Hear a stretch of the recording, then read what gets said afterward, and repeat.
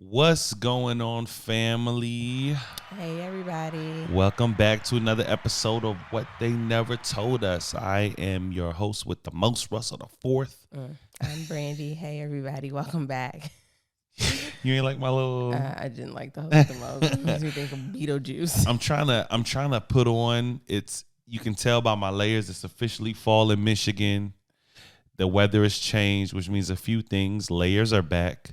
Pumpkin spice is on everything. Oh, Lord. And we under the weather. Yeah. We all been sick. It's Man. been a mess. Me and Brandi been holed up for days, like trying to overcome this. Yeah. Luckily, Fall I'm on the bug. upswing. I'm feeling good. I just have a slight little cough left. I think I was a couple days ahead of you and on the sickness curve. So where I was 2 or 3 days ago, you are just now entering. I didn't get as bad as you though. Yeah. No, I had like body aches and chills and all that. It was a mess. Right now I'm just really cold and this nose won't stop. Like it's nasty. Well, hopefully it will hold off while we finish the pod, so you're not If y'all see me slide off camera and wiping your nose and you hear in the background, y'all know what's going it's not on. Mr. Ed. He is just blowing his nose. Yeah, it's rough. So that's what we're dealing with here. So hey. We'll try to keep the energy up for y'all. I got you. I'm gonna fake it till I make it. That part. It's been an eventful 2 days. We went live last night, and we were discussing our episode number 4, which was non-negotiables, reliving our ode John Singleton moment. That was fun. So it's good to pop in with y'all. If you haven't checked that out, go back and get yourself a good little laugh. Listen to the first 10 minutes at least, and I promise you'll enjoy yourself. It's good to be back podding today. Today we are discussing breakups, right? Breakups. How are you with breakups? Like, how do you handle those? I handle breakups like a G. I'm gonna tell you. Let me just come out here and state that. I don't think it's good for people who are emotional, but for my fact people out there, I'd be like, bye, see you later. I always tell my friend, like, one monkey don't stop no show. He gone. I'm over it. Whatever. I do. Tend to get over relationships very quickly. I think it's cap. No, it's not really. I do get over it because, okay, so ladies, you will understand this. I think that girls, we break up in our head long before we actually break up with somebody. And besides my divorce, I've never been broken up with. I mean, you say that you always broke up when we were together back in high school. I'm under no disillusion that I was the one. I might have been the one that said, hey, let's take some time apart. But you definitely, the only reason I said that's because you definitely weren't in a relationship anymore. I was walking you home from school. And I'm like, something's different. You're quiet. Let me go ahead and write this letter. So I think that is very much, at least I've seen it in a lot of women. Like, we emotionally check out long before we actually end a relationship. So for me, I've already, like, in my head, I've already accepted the fact that this is over. So when it actually happens, no, I'm not sulking. And, I've expressed that already through, like, my disdain for you in our relationship. So now when it's over, I'm like, deuces. So you've never had a relationship that ended when you didn't want it to end? So again, that said, the only time was when my marriage ended. So I was not the one who elected to go through divorce. Okay. And for me, how did you handle that? I still don't think I handled it like a typical breakup, in the fact that I didn't cry. It took me like over a year to cry for my divorce. Like, I handle it in very unhealthy ways. I spent a lot of money. I took my kids on a lot of trips. I indulged myself. We got a dog. So this is what I mean. I don't think you handle it like a G. It was like a G. I think anybody on the outside looking in would have been like, "Oh, she good." I think it's, for me, I'd rather go through my emotions right in the beginning and then move on, rather than have a prolonged side effect where, like, it's a preference. It's a preference, like, I'd rather give me a good couple hard cries out over the next year or so. But see, to me, like, Although I do believe that the spending money and the trips and the extravagant gifts were a side effect of something that I was not acknowledging, and that was the fact that I was sad that my marriage had ended. However, it did help me process because I was out doing things that I actually really enjoy.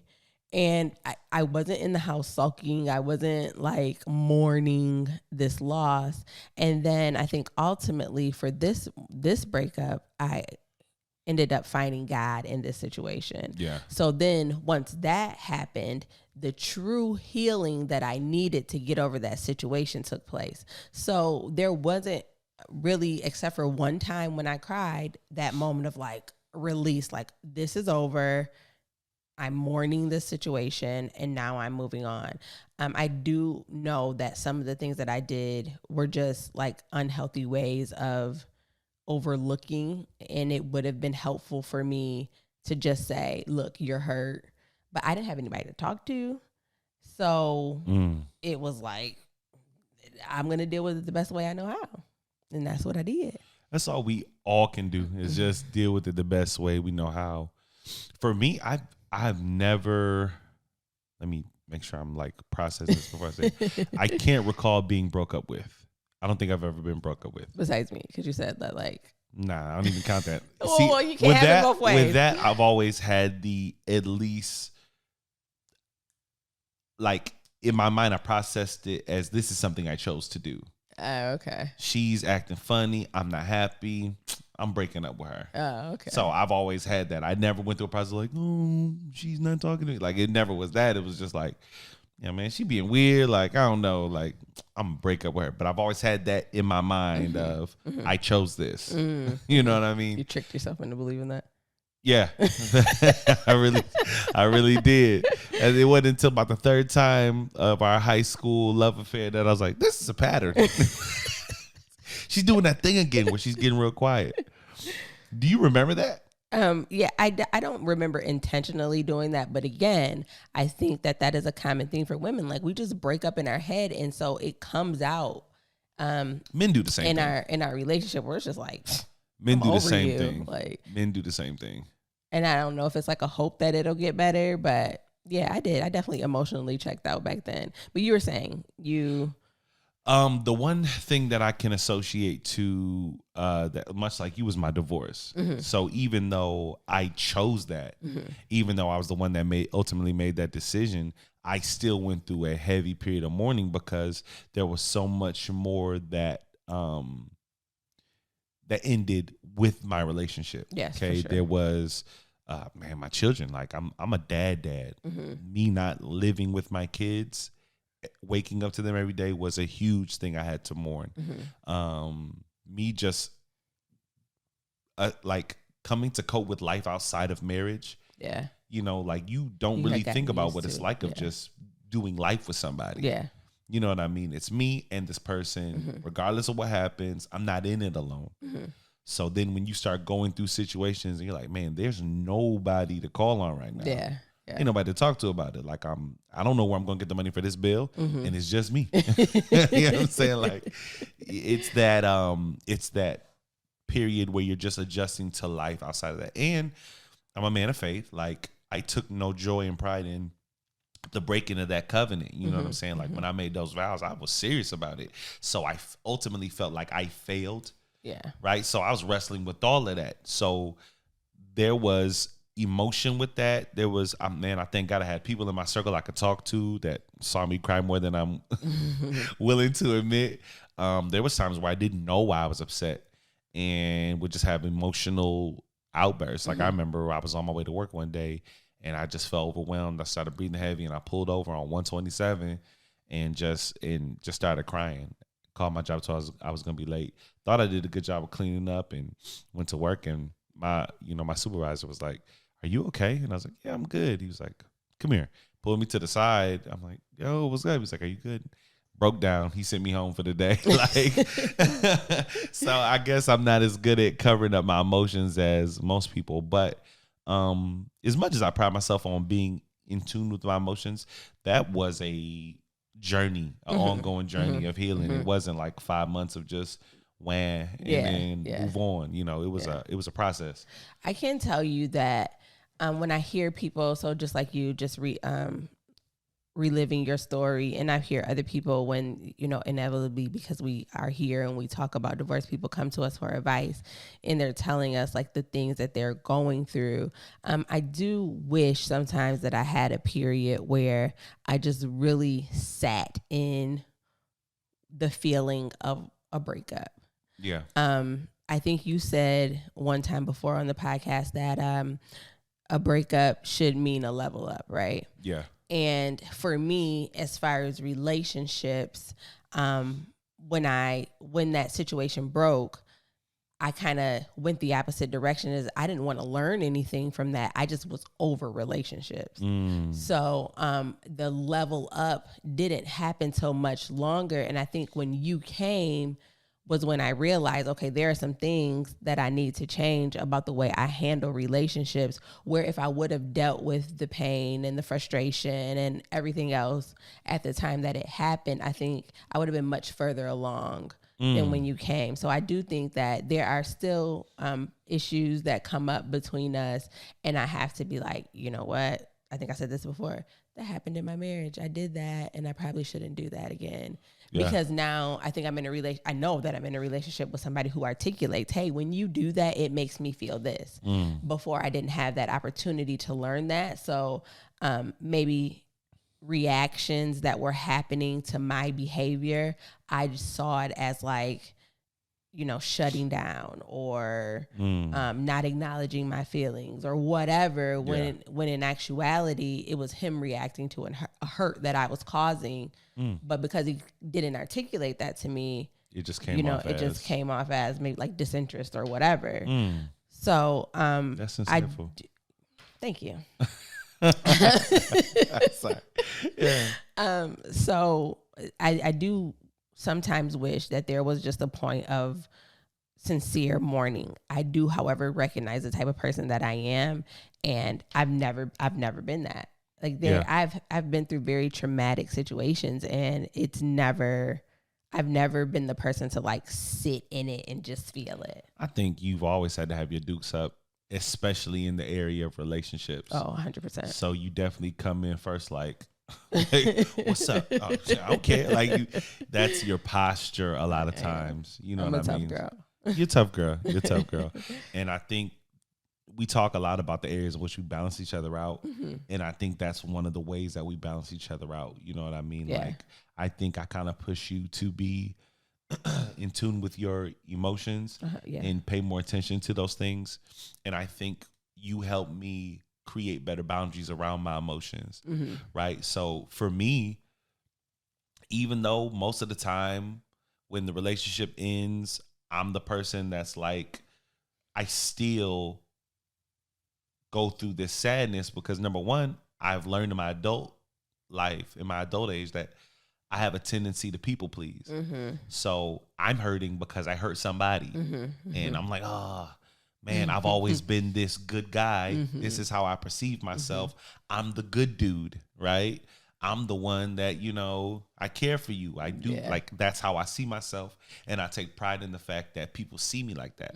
So when I evaluate, this isn't what I want, or I evaluate, this isn't what I need, or I don't see this long term, I can communicate it. And we were just kind of talking about this. I can communicate it as nice as I want to. Ultimately, if it's not what they want, it's still going to hurt them. Yeah. Even if long term they know, like, you know what, that wasn't right, or this that wasn't a good fit. Yeah. In the moment, I'm hurting them. Yeah. So then I found myself giving myself access to people way longer than what I should have, because I think it's my job to walk them through this hurt. Through the breakup. Yeah. I'm friends with all of my exes. Yeah. I don't have one ex that ended on bad terms. For two reasons. I think I articulate well, right? So even when I'm explaining my position, I know how to explain it in a way that, you know, it's not because I see any insufficiency with you. It's just clearly like what I want for my life in ways that we not, whatever it may be. Right. I articulate it well, so you know I'm not trying to hurt you. It still hurts. Yeah. But it's just that piece of me that wants to be everything for everybody, which is just an impossible standard for anyone to set up for themselves, that I end up being in situations way longer than I should. And also prolonging a process that should be a lot quicker. Because whereas once the relationship is severed, where most people would just be like, okay, let's figure out life outside of this relationship. Now I'm still here and you don't even know how to properly move on because I'm still giving you that emotional support that you really should be getting from other places, where you should be learning how to cope for yourself. Now I'm sitting here like, well, how are you feeling today? And, you know, I think I recognize that when we kind of went quote unquote public with our relationship, you had exes from the wazoo, like, you in a relationship, you gonna post her on Facebook, you gonna do this, you gonna do that. And I'm like, why are they coming? I always understand. I don't care. This is the second episode in a row. What is happening? I don't care. We're gonna keep it real with these people. Lord, no, we're not. I did not understand where that was coming from. Like, because for me, on the other end, when I break up with you, or when we break up, whatever's gonna happen, like, it's not, even if we were friends before, it is almost nearly impossible for me to go backwards and go back to that. Yeah. So I'm cordial with all of my exes. There's not anybody that I have ended where I'm just like, we don't speak at all and I hate you or anything like that. Yeah. But there's no way in which, if they had feelings about me moving on, they would even feel comfortable with the space to come to me and say that. Yeah. So again, I know clearly now where that comes from, right?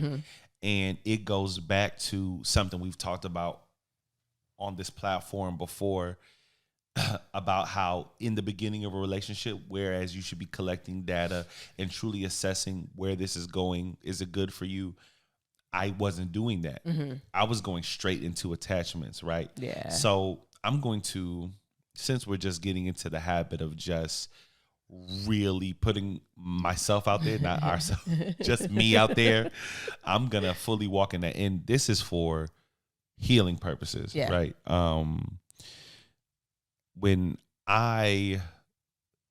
I'm gonna walk through this timeline here, just so you know where this comes from. Okay, so when I separated from my wife in 2016.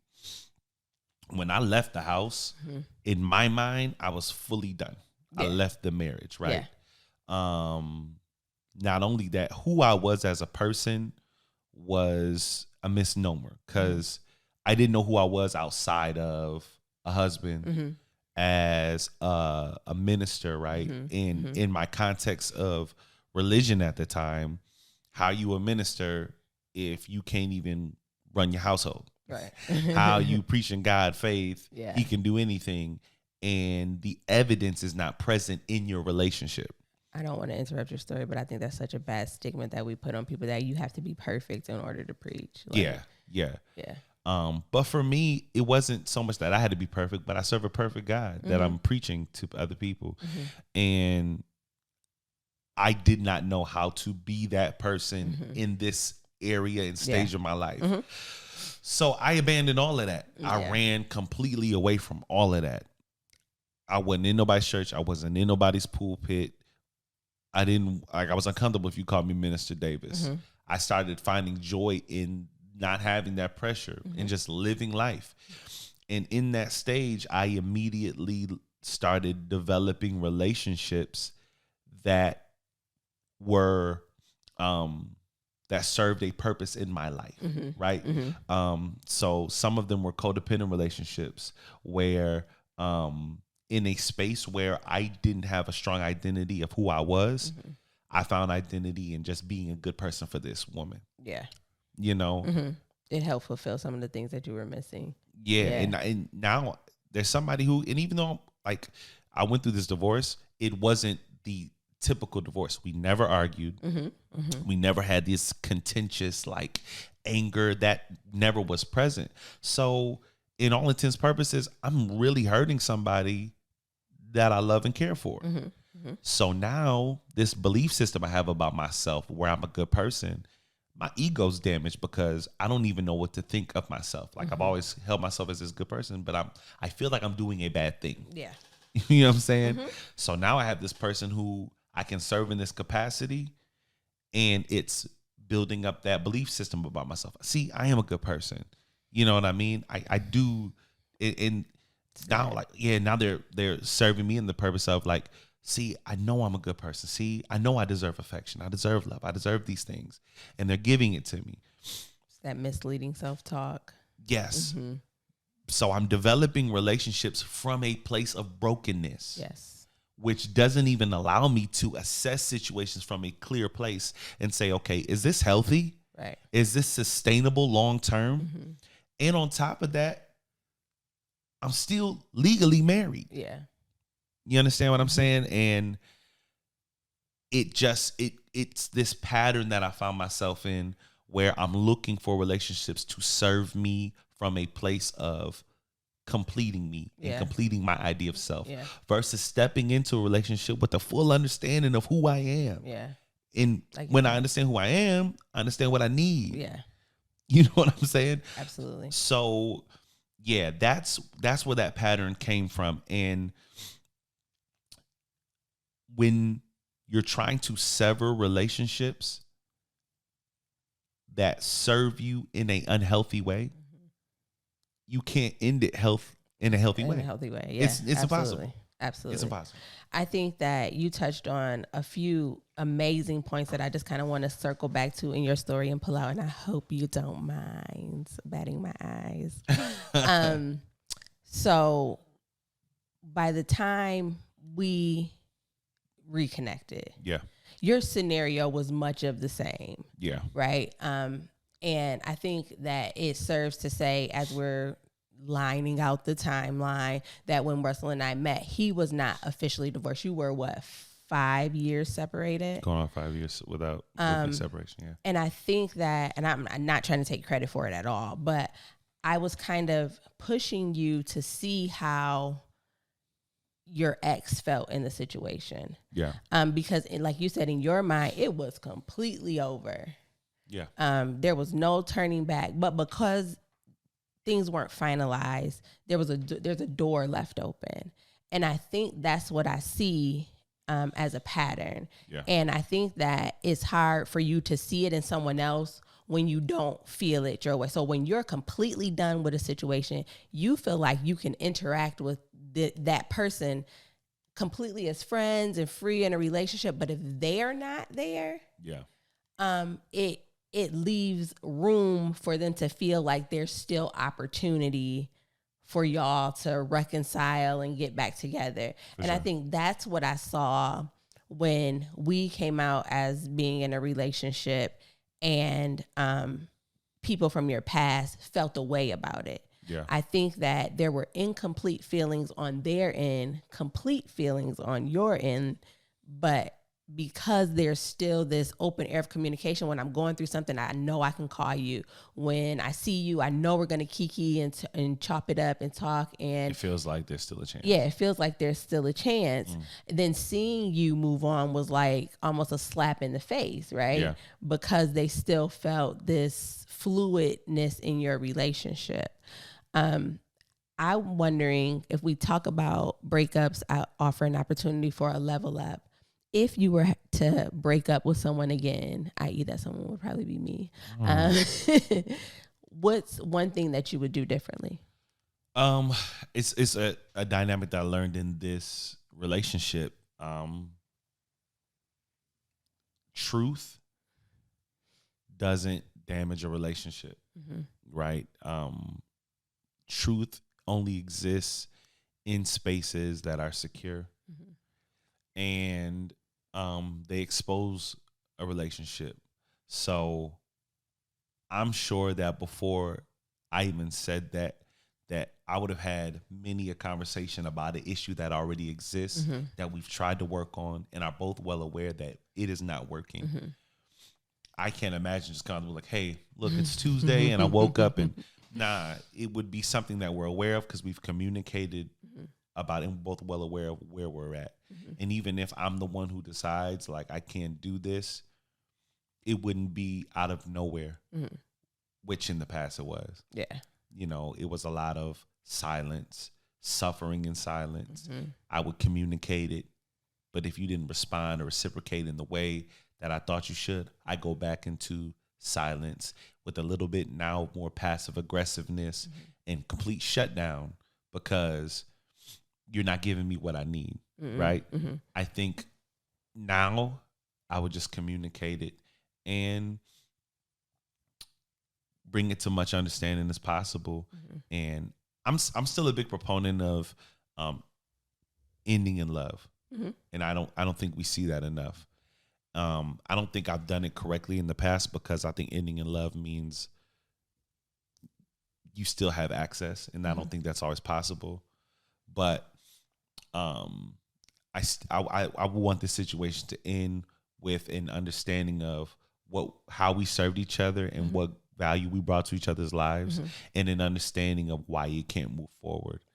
Yeah, that's how I would try to do it. But I think ultimately, the key is once you evaluate that this isn't what you need and it's no longer serving you in a healthy way, making the decision for yourself that I can't do this. And I need to communicate that. I don't think we do that. I think we're unhappy and we get used to functioning in the unhappiness. The unhappiness. Yeah.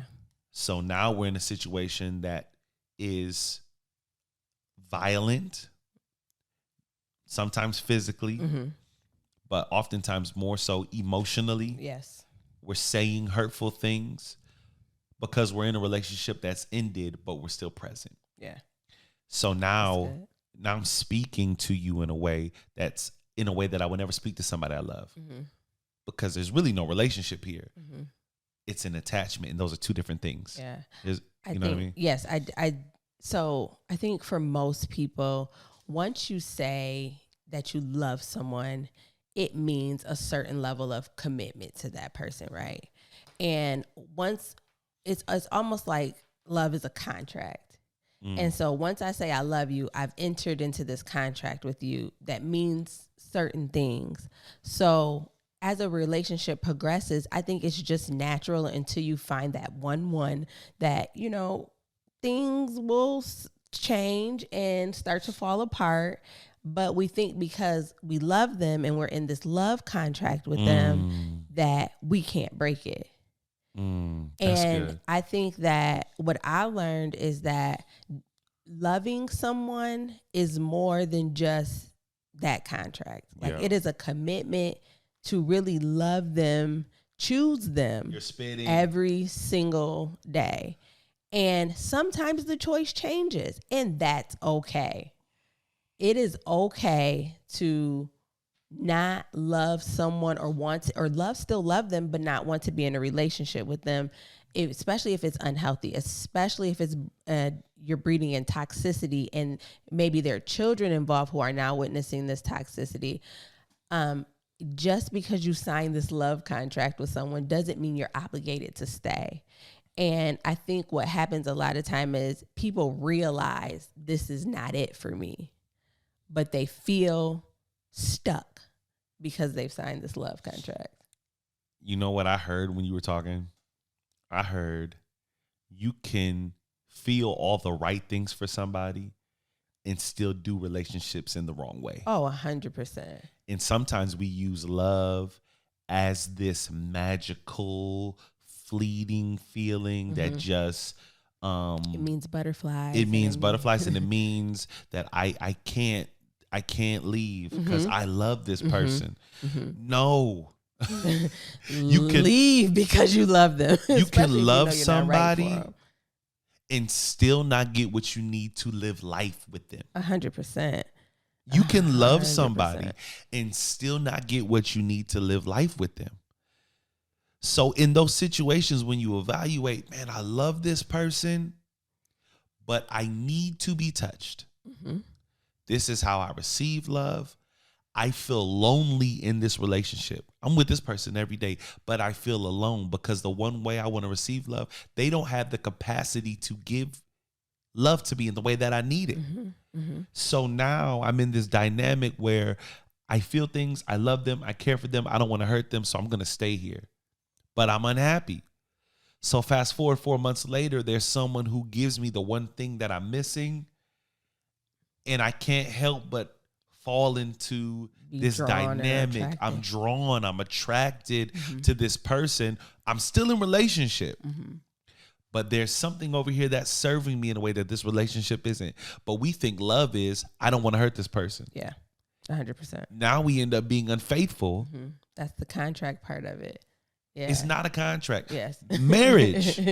Marriage is. Yes. Yes. And we're not speaking about marriages. We're speaking about relationships that have not gone into marriage. Because once you're married, in our context, that means something completely different. There's a different level of commitment there.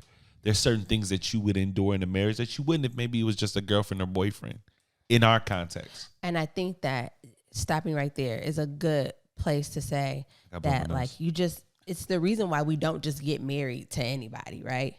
It is the reason why you need to be so careful and so critical about who you choose to marry, because once you do make that step, that covenant that you enter into is so serious. It is that contract now. It's a contract between you and that person, and in the Christian world, you and God.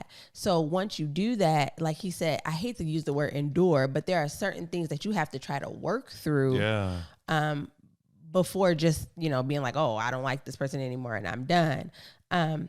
We both found out that, I think we got married with the right ideas, but for the wrong reasons. Oh, yeah. In my situation, I had a child, and it felt like the natural progression of this long-term relationship was to get married. It was the right idea, but I was getting married for the wrong reasons. I wasn't getting married because this is the person that I really believe that I was meant to spend the rest of my life with. Because if I'm honest, I didn't even think I took time to evaluate that. Yeah. It was just, this is who I'm in a relationship with. It seems like we should get married, so we got married. Knowing what I know now, I would have taken that relationship through this test, this trial, right? To say, when I need this, is he able to provide that? Yeah. When he needs this, am I able to provide that? And I think if I would have evaluated our relationship in that context, I would have known we probably shouldn't get married, at least not at that time. Yeah. But again, when we go back to just like these dating relationships, you said it, you hit the nail right on the head when you said you feel like because you love them, you can't hurt them. And I think that we also confuse doing what's right for me as hurting somebody else. Sometimes doing what's right for you will hurt other people. Right. But it almost, in every situation, you should definitely care for someone just as much as you care for yourself. But if you are staying to please someone at the detriment of yourself, you're not doing anyone a service. I've learned that the hard way. Yeah, eventually you're hurt, and you're going to end up hurting that person more than if you were just be honest and be like, you know what? You don't have the tools to love me in the way that I need to be loved. And that's not a downer to you. Yeah. It's just that who we are as two separate people trying to join together is not meshing in the way that it needs to. Yeah. And we need to break up. But because you're so worried about hurting someone's feelings, you won't do that. And I think that's where we get messed up, and then we get stuck in these situations, and then you end up progressing to things like marriage. And when you've already recognized long ago, this person does not possess the things that I need, but because we're here, yeah, and the relationship is still progressing, now we're married and now we're stuck. That was me. You just summed up my whole scenario. Similar to you, that was the period of life I was in. In my mind, this is the natural next step. I've been dating this person for 8 years. This is what you're supposed to do. They've got a ton of great qualities, but I had already evaluated. This is something I need. I don't get in this dynamic. I brought it up maybe twice in the relationship. And it was just like, you know, that's just not me. And I was like, you know what? That's cool. I can live with that. Until you had to live with it. Under the hopes that it would change, though. You know, I'm thinking like, okay, maybe that doesn't exist in a marriage. Number one, marriage does not change a person. It does not change who a person is. Sometimes we think that it's a fix for a problem. Yes. We'll get married and it will solve this problem. Yes. If they were a husband, they wouldn't talk to me like that. If they were my husband, no. Who they are is who they are. And they'll be that person with a ring on their finger. Come home to you every night. So I hope that marriage would help us cross into a space, a level of intimacy that we hadn't had yet. Of course, we're Christians. We weren't, in my mind, that was a barrier. You know what I mean? Like, well, it's only because we're not married. Once we're married, it opens up this whole new world. But it wasn't just that. It wasn't a sex issue, because that's really the only thing that, you know what I mean? In our context, that marriage would have fixed. It's like, now we can have sex, but intimacy isn't just sex. It's not. It was a closeness that we just didn't have, like holding hands. You know what I'm saying? Kisses were different. So, am I telling too much of my business? I need you to give me like cues, like when I'm going too far. Okay. Am I doing too much? No. Okay, cool. Appreciate it. Hold me down. So when we got to this space, right, where we get married, and now intimacy is okay, or at least sex is okay. Excuse me. Then you realize, oh, it's bigger than sex. Yeah. Something missing here. It's cool. We here now. And I silenced that need and that want. And now 6 years later, it's like something that once was just an observation is now starvation. Yeah. I'm like, yo, what is happening here? I think that, so one thing that time does is it can make something better or it can make something worse. Yeah. So I am guilty of thinking that time heals all wounds. People say that is not true. At least in my experience. If you have a different experience, when we go live, please tell us about it. But to me, time does not heal all wounds. Time can make things better if there are two people working to make it better. And it may not happen instantly, but if we continue to work and we're both committed, over time, we can get better. But time can also make things worse. So if I recognize that there is something that is missing, and I think that over time, he just needs to feel closer to me. I just need to have his baby. I just need to show him that I'm down for him and I ain't never gonna leave him. Yeah. And then this thing will happen. Then he'll stop talking to other girls. Yeah. Then he'll stop watching porn. Or then he'll stop doing this, that, and the other. Yeah. It is not the truth. You know, time without the effort and the work will just take this little bitty dent and turn it into a big old hole. Now I've fallen into the hole with you. Yeah. And we're both stuck looking up, trying to figure out how do we get out of it. I think we need to stop misconstruing healing for getting used to pain. Because there's a difference. Like, time doesn't heal. It makes you adjust, right?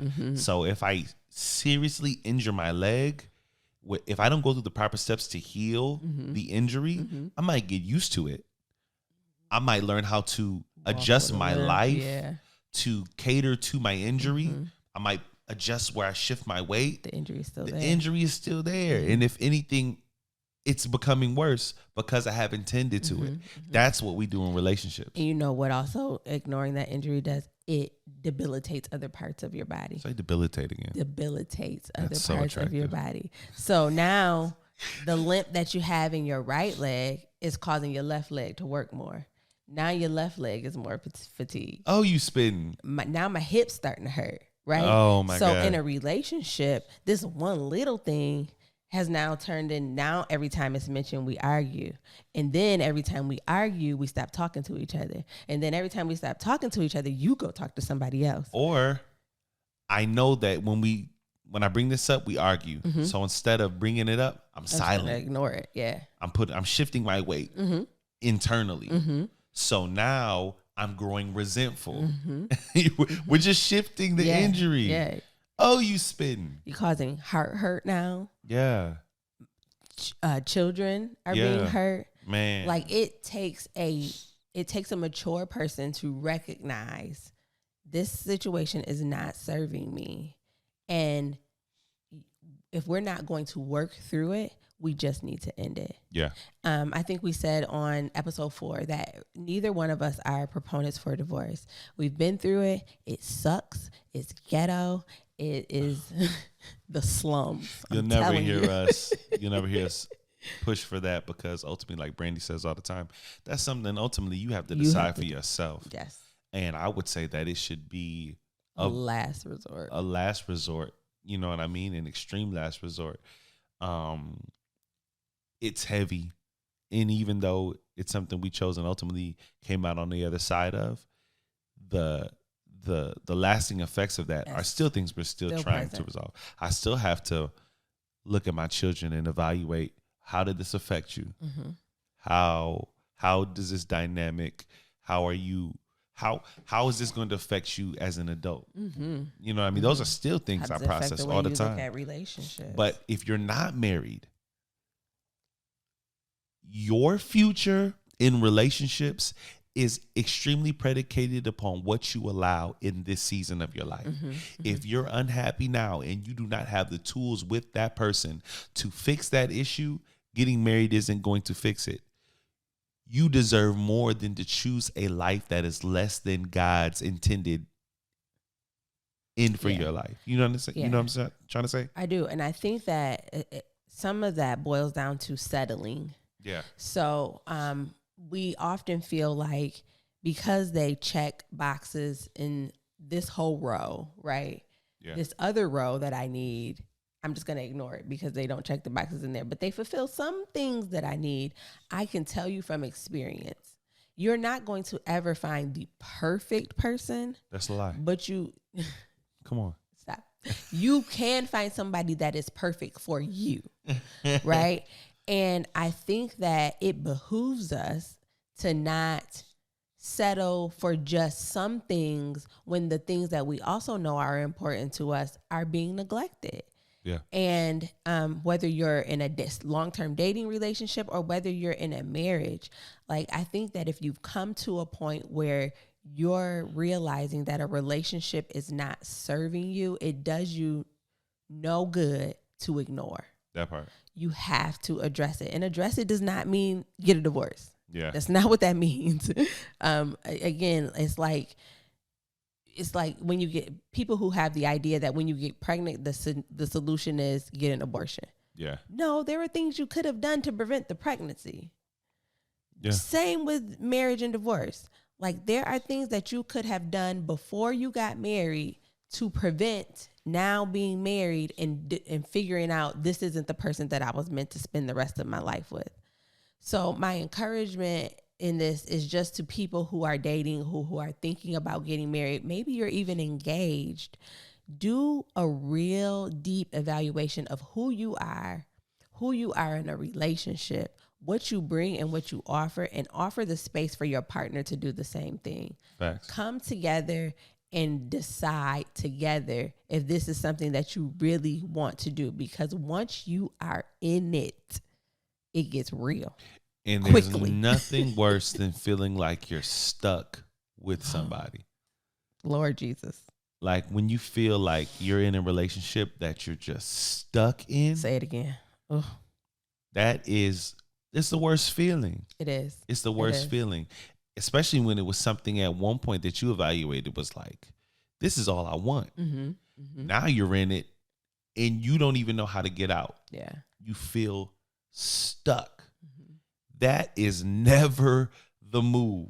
Mm-mm. It is never the move. And just to be honest, it just really sucks. It does. I don't want to say that because then it's, no. You're fine. Nope. No, I'm not saying I'm not pushing you to say it. I'm saying you're fine. Just move on. Yeah, okay, move on. Yeah, it's ultimately this episode, I think, is speaking to those of you who might be listening and you're there. You feel stuck. I want to take some pressure off your shoulders by telling you you're not. Even if you're in a marriage, you're not stuck. Okay? There are answers. There are solutions. It's hard. Uphill battle. It's a fight, but it's one that you don't have to do alone. Mm-hmm. It's one that you have resources for. Okay? The only way you're stuck is if you allow yourself to be stuck.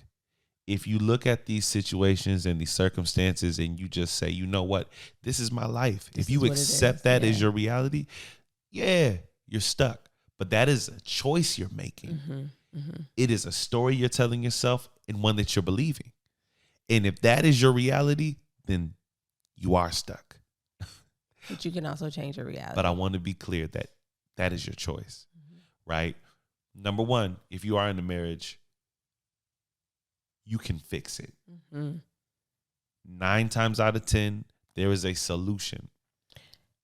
It might be a difficult one, but there is one. The 1%, mm-hmm. Sometimes there's not.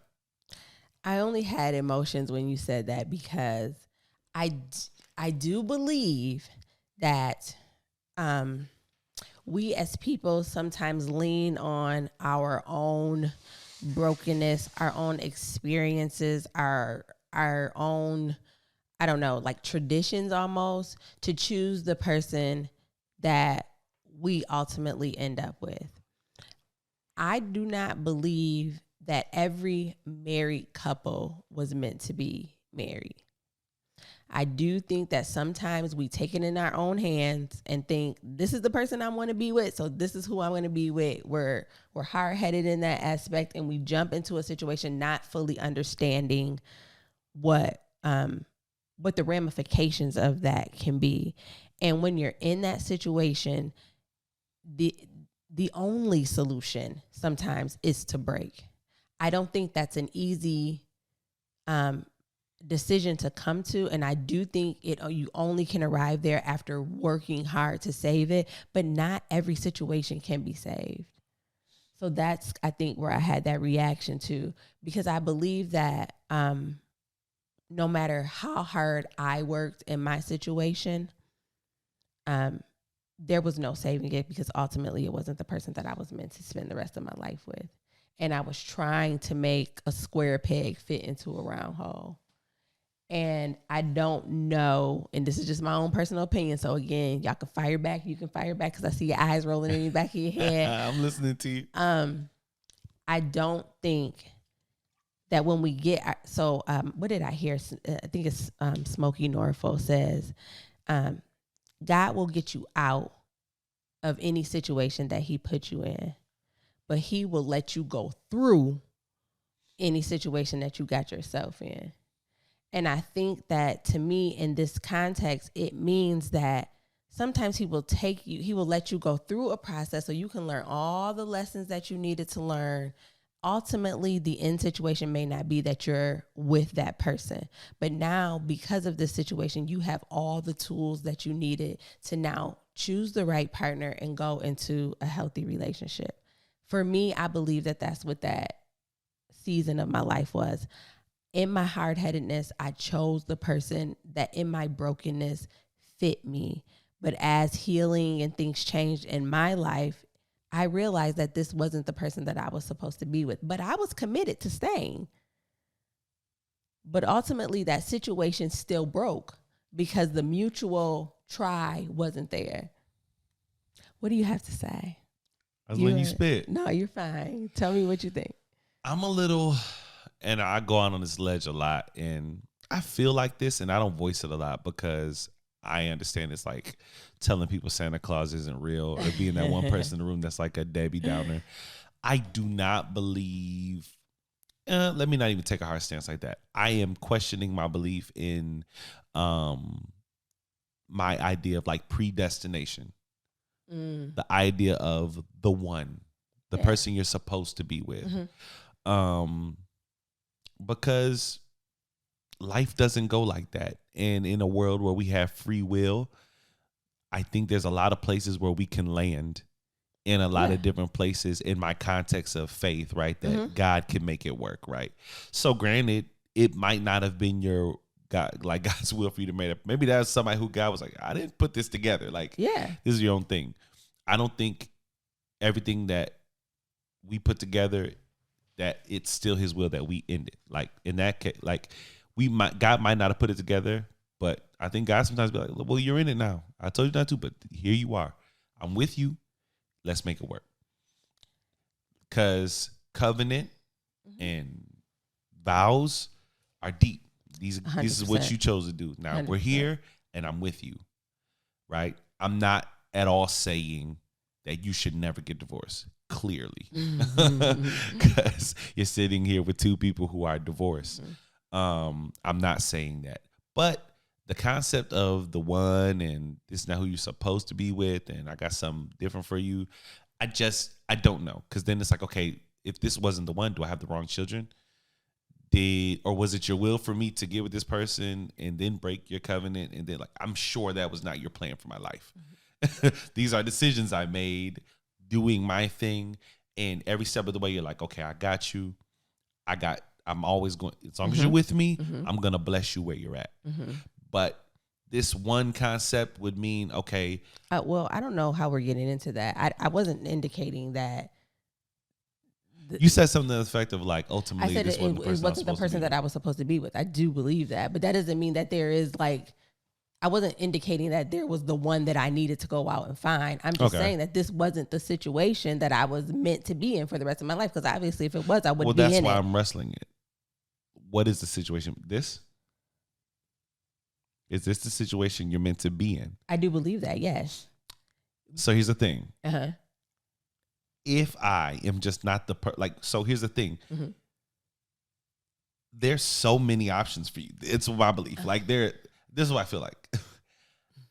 I think that this is something that God can bless ultimately. Yes. I don't think it's like predestined, like something bigger than us. Like, so all the times you told me that I was made just for you and all these things, that was just game? No, listen. What I'm saying is the qualities you possess are things that I know benefit me, and I know that God is in it. Not in that if this doesn't work, then we're just doomed. I think I wasn't saying that, but okay. Yeah, all I'm saying is that ultimately, like, I know God's in this. I feel it. I think we've done a ton of work to make sure that He is involved in every aspect of this relationship, right? I'm going on a tangent about things that are taking us away from the main topic. Yes. The ultimate point I'm trying to make is that if you're, in my opinion, if you're in it and they're still fighting you, fight. Even if you say, you know what? Yeah, 100%. This, I was young. God ain't tell me to get married. This is something I decided for myself. If you're there, fight to make it work. I don't disagree with that at all. Yeah, because I don't disagree with that at all. Yeah, I know you don't, but I think there's a lot of people who listen and a lot of people in life who get tripped up on this idea of the one, right? And there's people who be in full-blown marriages, unhappy, and then somebody comes along showing them all these wonderful qualities and say, man, this is the person I was supposed to be with. I can tell by the way they feel. This is God because of how they make me feel. This concept of the one. I'm with and I know God wasn't in it. I was young, I got married for the wrong reasons. And here goes this person who's checking off all these boxes. And we get in our heads that this is where I'm supposed to be at. No, you're in a relationship. You're in a marriage. You should fight to make that work. That's all I'm trying to say. And I agree with that 100%. I think that in the situation that I was referring to is, so God, I don't think, my relationship. What was that? My relationship was not strongly based on faith. Yeah. Right? We didn't get, I'm going to be honest, we didn't get married because it was like something that we felt God told us to do. Right? Yeah. We got married because we wanted to. And I believe that when things started to fall apart was kind of right around the same time that I was finding my faith and building my relationship with God. And people who I am in church with will tell you I was very vocal. Why is God not saving my marriage? Yeah. If God is so good and he ordains marriage and all of these things, why is my marriage still falling apart? Till the day I found out I was divorced, I was like, what is happening? Mm-hmm. Where is God at in this situation? Yeah. And so what I'm saying is that God will allow some things to fall apart so that better things can come together. For sure. And I believe that just because I was expecting God to answer my prayer by saving my marriage. Yeah. I don't think he did that. I do think he still answered my prayers. He did. But he allowed that situation to fall apart so that I could gain the healing, the deliverance, and everything else that I have gained outside of that. Oh, for sure. So I know that necessarily our religion will tell you that God hates divorce and these things like that. But I do believe that he was with me through my divorce, carried me through that situation. And no matter how bad I worked towards it, I was working against his will. And he's not ever going to do anything that's outside of his will. I think we're coming from two different contexts. I'm not disagreeing with anything you're saying, mm-hmm. but you're coming from someone who didn't choose divorce, right? Versus me coming from someone who chose it. Mm-hmm. Mm-hmm. You didn't have no choice in the matter because mm-hmm. you were working on being your best self. Mm-hmm. You were seeking God mm-hmm. and saying, God, make this work. Mm-hmm. I'm throwing myself at the altar. God, show up for me. Yes. And he did. He did. In a way that you didn't expect. That I did not expect. That's not my context. Mm-hmm. My context was, this is everything outside of what I know or have been taught that God is. Mm-hmm. So for me to do this, I have to abandon my belief system. So my marriage ending was absent of God. I abandoned it. Mm-hmm. You didn't do the word. I prayed for forgiveness. Yeah. I said, God, forgive me. Mm-hmm. I can't do this anymore. Mm-hmm. You gave it. I pray you release me. Mm-hmm. Forgive me. But I'm done. Mm-hmm. I don't want to be in this relationship cheating, committing adultery. Mm-hmm. You know what I'm saying? You were saying you wanted to avoid doing that. Yeah, I don't want to do those things. But if I stay here, that's what I'm going to do. Mm-hmm. I don't want to do that. So I'm sorry.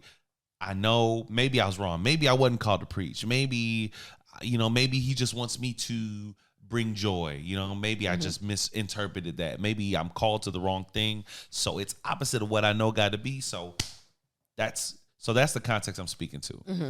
I know your situation. Mm-hmm. I'm speaking to those people who are in situations and they've abandoned a faith base. Mm-hmm.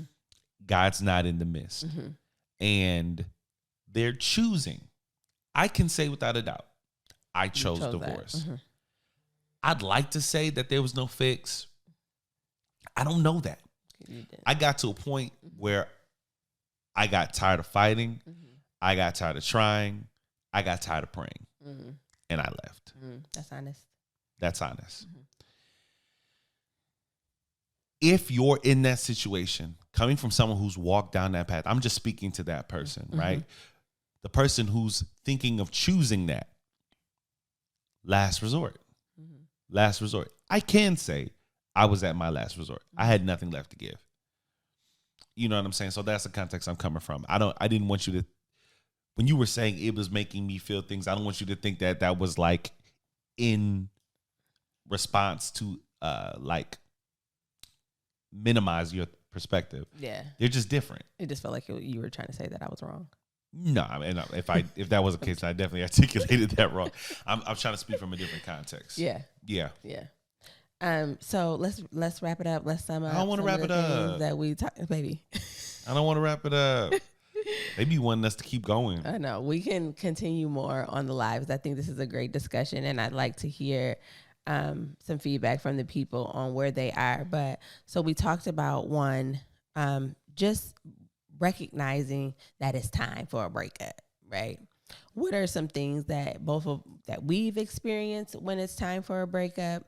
and some advice that we give. So I think if I'm regurgitating what we talked about, for me, one of my key takeaways was that breaking up is not a bad thing.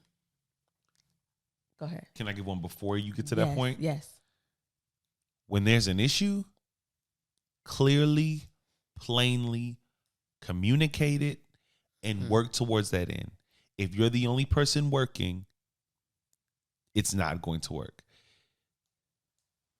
If you actively are trying to fix a problem and it's not working, then we end up in this space.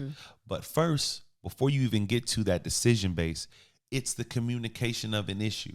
100%. And we have to get comfortable communicating issues without worrying about the arguing, without worrying about the difficult conversation. That was my context. That was my problem. I was so scared of that space. I don't want to hurt you. I don't hurt your feelings. I'm a good guy, so I'm just not going to bring it up.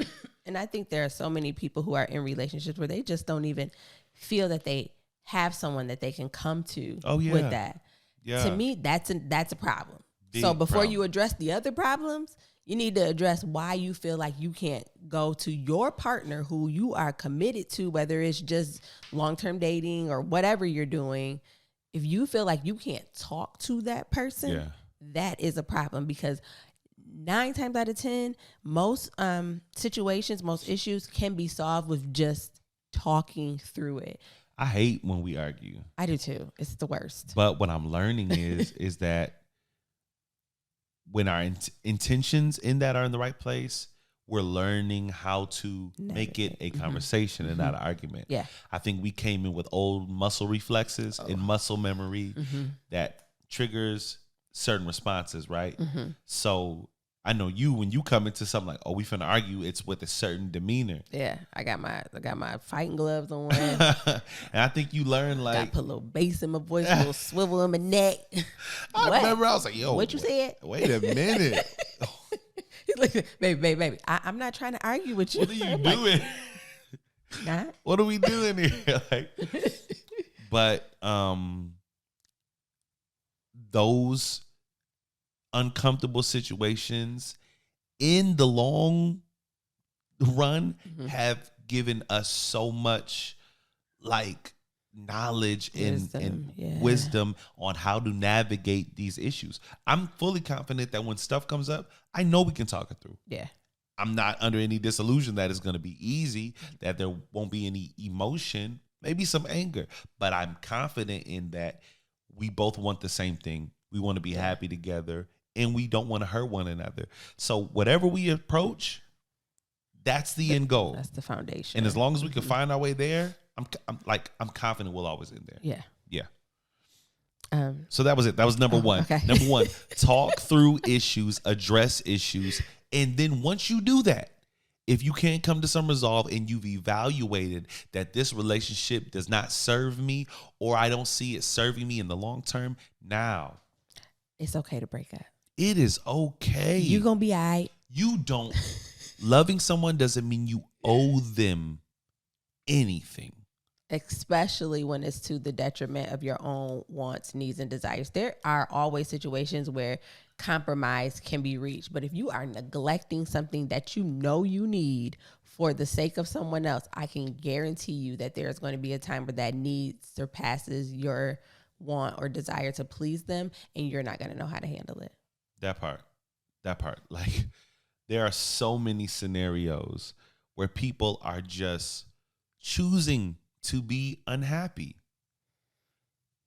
because you're in relationships that don't serve you. As a matter of fact, not only do they not serve you, they deplete you. Your battery is being drained on a daily. And in that context, that goes into friendships, business partnerships. That's outside of just, that's just dealing with people. Relationships are a give and take. They should serve one another. One day you might fill my bucket. Next day I might fill yours. Some days we doing it at the same time. But it's a give and take. If you are the only person in the relationship and you feel like if you feel like you're the only person in a relationship and you're constantly working and trying to adjust and to compromise and sacrifice, and you feel alone, you can't sustain that long term. I don't care how you dress it up. I don't care what pretty diamond you put on it. I don't care what that dress looks like. I don't care what the tuxedo looks like. I don't care how many fake friends and family come sit and smile in your face and eat cake and cheer you on. At the end of the day, if the relationship isn't serving you and you don't have the ability to address it and work through it, it is not going to work. It won't work. And it's better to end it before you get deeper, more attached, bring children in it, than to just stay in it. You deserve better than that. Who you choose and what you allow is a reflection on what you feel about yourself. 100%. We talk about it all the time, right? Like, I remember, I can't remember what we were talking about, but you were like, I remember I used to have this thought, like, I got 3 kids, so, you know, I might as well just take whoever gonna take us. You know what I mean? But that's something that you believed about yourself. Now, what you allowed in that, you know what I mean? Like, what if, you know, what you might bring in? Yeah. You know what I'm saying? You know what I'm saying? So, once again, and this is why it's so important for you to know who you are and to know what you need before you start trying to pick somebody to spend your life with. Yes. Yes. The more you know you, the more you love you. And the more you love you, the more you'll find someone who loves you the same. Self-discovery inside of a relationship is very whole episode. That's a whole bag to unpack. So difficult, because not only now are you worrying about satisfying your own needs, wants, and desires, you're trying to manage someone else's. And when you're in a relationship, that person's wants, needs, and emotions funnel into yours, and it's sometimes hard to separate. You have to know fully who you are. Yeah. Before you jump into a relationship, and show that person immediately so that they can evaluate for themselves if you're the person, if you have the qualifications, if you have the skills to love them in the way that they need to be loved. You should look for whole people, that part. And you should be a whole person. That part. A whole person. That whole, you complete me. It sounds real cute. Wrong. You need to be complete before you get here. Okay. I can't complete you. Okay. That part. It needs to be just like that. That ready-made pancake mix. Just add water. Like, I'm already a pancake. I just need your water. Just give me a little water. That's all I need is a little water.